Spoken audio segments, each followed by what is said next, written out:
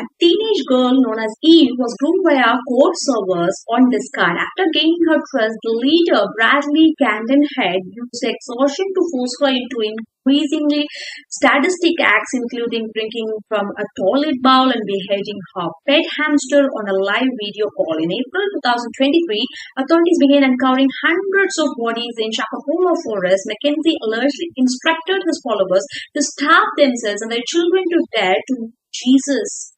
Before the world ended, an ex-IBM group used a secret sorority called DOS where women were branded with Kate Rainey's initials and treated as slaves to masters. They were forced to provide collateral like compromised photos of themselves or information to ensure they never spoke, a classic dark psychology tactic of blackmail-based retention. Why smart people join cults actually? In 1970s, a group of doctors and lawyers and professionals tried to kill a lawyer by putting a rattlesnake in his mailbox in and on the rehabilitation turned violent cult. In 1978, educated, socially aware individuals followed a leader into a mass that had killed over 900 people. Jonestown, the idealism trap cult. In 1995, highly educated people released deadly gas in Tokyo trains, killing people and injuring thousands. Armed Shinkyo, the scientist cult. Between 1994-1997, dozens of rich, powerful, successful members died in ritual suicides. Solar Temple, the rich elite cult. In 1997, people who ran a successful web design business entered their lives were a higher level of existence. Heaven Gate, the technical, logical. 1997, highly educated professionals entered their lives believing they would reach a higher existence beyond Earth. Heaven's Gate, the tech logical. They weren't uneducated. They were trying to solve problems the world could not answer. They weren't weak. They were in the moment where something inside them needed support.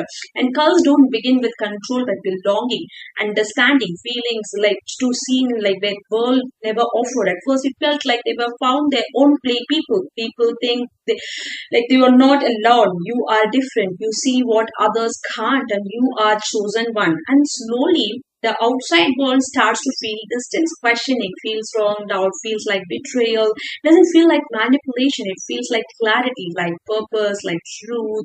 Loyalty becomes everything for them. Questioning becomes weakness. An enemy is created, not a person, but a threat to the mission, to the truth, to the group itself. And once someone is seen as threat, anything done against them starts to feel justified. Even something as extreme as using a rattlesnake doesn't feel insane anymore. It feels like an action, like duty, like protection. So the real question is, am I smart enough to avoid this? It's quieter than that. Am I aware enough to question something that feels right? How cults actually recruit you in first place? Recruiters look for individuals experiencing a period of transitioning of vulnerability known as cultic moment for them. So people who are high functioning but feel directionless or prime targets because they are actively looking for answers for their personal growth. And the transitions like moving to a new city, job loss, a breakup, bereavement, people move to new ideas amid commitments at that particular time. Over 2/3 of recruiters are brought by someone they already trust and a friend, family member, a co-worker, making the initial invitation feels safe and non-threatening. Their overwhelming kindness creates a subconscious sense of debt. You feel rude for saying no to their next event or for questioning the group's strangers' rules. So it starts with 1 hour coffee, then weekend retreat, then the week-long intensive sessions. The identity shift when you slowly disappear from your own. They start by attacking your body's ability to think clearly and sleep deprivations. They schedule breakthrough sessions or service until 3 a.m., wake you up until 6 a.m. A tired brain cannot argue, but a tired brain can only obey. So dietary changes, many groups move members to high sugar or low protein diets. They causes brain fog, making you more suggestible to the leader's visual noise at that particular time. They ask you to share your deepest shames, past traumas, or sins in the name of healing or transparency. They use it as an emotional blackmail against you after some time. If you try to leave or disagree, they remind you of your flaws to make you feel small and dependent on them. And hours of chanting, singing, or listening to the same lecture over and over again, it bypasses your logic and plants the group's ideas directly into your subconscious mind.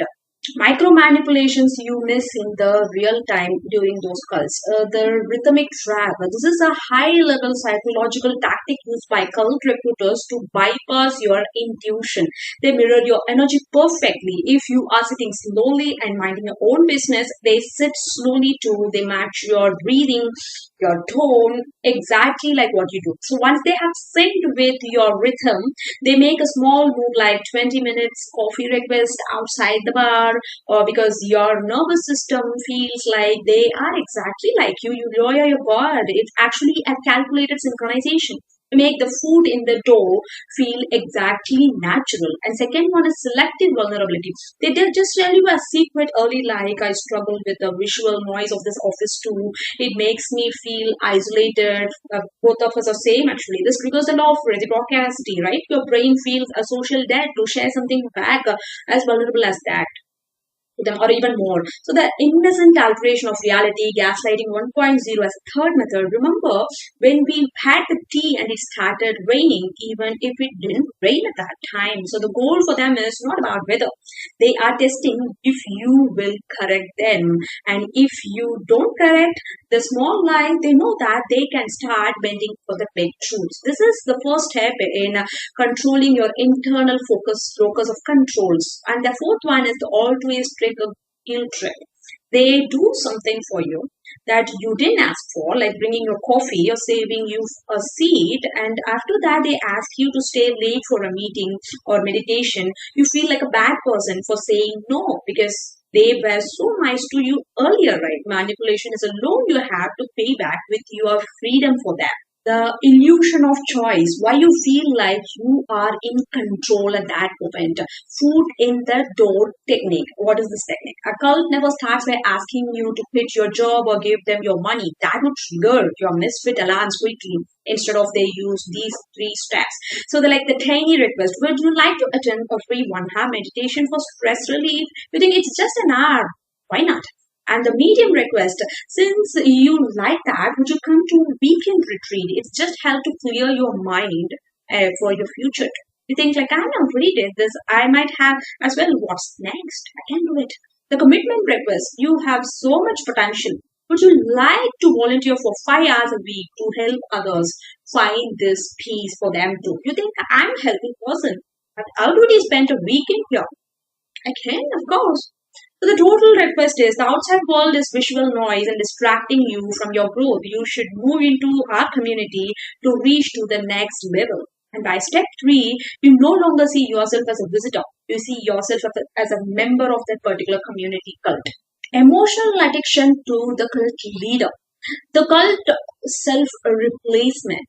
The authentic, independent I is slowly replaced by a submissive group identity. And eventually, the person doesn't even want to make their own decisions. They feel safer letting the leader decide for them. And phobia indoctrination. Members are programmed to believe that without the group they'll fail, suffer from disease, or face supernatural disease. This makes independent actions feels like a dangerous mistake to anyone in there. So the echo chamber of truth, if you see, the leader starts by agreeing with everything the individual already feels about the world. The leader says, I feel that too. And you are the only one who sees the truth. They believe the leader because the leader feels like an extension of their own self, right? And the emotional gaslighting, the leader slowly trains the individual to distrust their own intuition on the first place. So the move is if the individual notices a red flag, the leader doesn't deny it on that particular spot. They say that your ego is making you paranoid or you aren't evolved enough to understand my strategy or this community's strategy yet.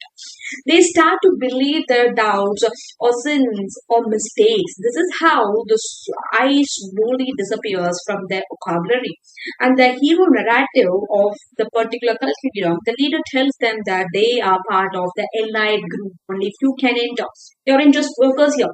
They are the chosen ones, fixing the broken world and leaving the leader doesn't just mean leaving one particular person. It means becoming nobody again if you leave the cult. And intermittent reinforcement, the gambling hit, what they do. This is the biological glue of addiction all over. The individual becomes like a gambler at a slot machine. What he'll do, they endure the 90% of the pain because they are addicted to 10% of the relief. And when the leader finally gives a smile, a brain releases massive flood of chemicals that wipes out all the bad memories. Modern cults don't look like cult anymore. Modern cults have replaced door-to-door recruiters with social media influencers and the targeted algorithms in place. Why do we need that? Life coaching programs use influencers to present an idealized life, amplifying the joining their exclusive programs is the only way to achieve the massive success. Recruitment often begins on the public platforms like gaming or streaming services before moving to encrypted private chat rooms for more intense or indoctrination sessions.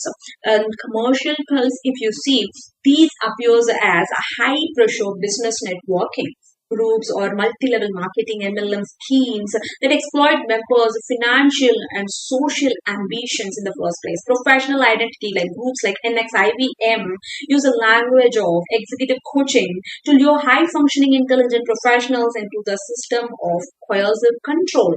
How language rewires your brain's thinking capability. So dividing the world into black and white thinking, pure group versus the evil outside world, using guilt and the shame as the levers. So Stephen Hassan, the white model of authoritarian control, developed this model explaining Hassan, a former cult member himself, expanded a lifetime work to create white model, which categorizes the specific methods to recruit and control individuals. B. Behavioral control, regulating physical reality, including sleep, diet, clothing, social associations of how and when to do it. I. Information control, using deception, withholding critical data, and encouraging members to spy on one another so there will be no trust. Thought control is T, forcing members to internalize the group's map of reality and using hypnotic techniques to stop their own critical thinking or alerts. E. Emotional control, manipulating feelings of guilt and worthiness while including phobias, irrational fears about leaving the group. If you ask why is the leader wearing costly clothes while we have no money, they say trust the process who are stuck in the scarcity mindset now. Language is used to draw a hard line between the enlightenment group and the worldly lost outsiders or unjust peoples. They are enemies, suppressive peoples, vampires. They are just visual noise to your mental health. Why are we working 15 hours for 5-week project? No extra pay, if you ask. The leader will say, that's your ego talking. You are stuck in scarcity mindset. We need to move into abundance and service. That's what your life is. You stop asking the money or the hours. That's the title. And you don't want to be the person with the big ego. So you work harder for free. The cage is made for spiritual world people. While leaving feels impossible for such people, even when you know that something is wrong, the sunk cost fallacy. This is the most important. People here invest their entire life savings, labor, social into this particular group called cult. Admitting the group is a lie means admitting that your entire life was wasted, which is a psychological pain most people cannot face. This one. Phobia indoctrination. What is that? You are told that if you leave the group, you will meet with an accident, or else you will face supernatural things, your husband will divorce you, that your children will be cursing you. Social precautions like cults often demand members quit outside jobs where if they leave, they will be with nowhere, with no money. Leaving means no money, no home, zero friends, future void. That feels like an abortion, like they're death sentence to such people. And slow boil method. They start with small, helpful things like meditation, networking of life optimization. Each small S that you say acts like a key that slowly unlocks your boundaries that will erase you. By the time they ask for something crazy, your brain has already justified 100 smaller S, right? Making it harder, not so harder to say no.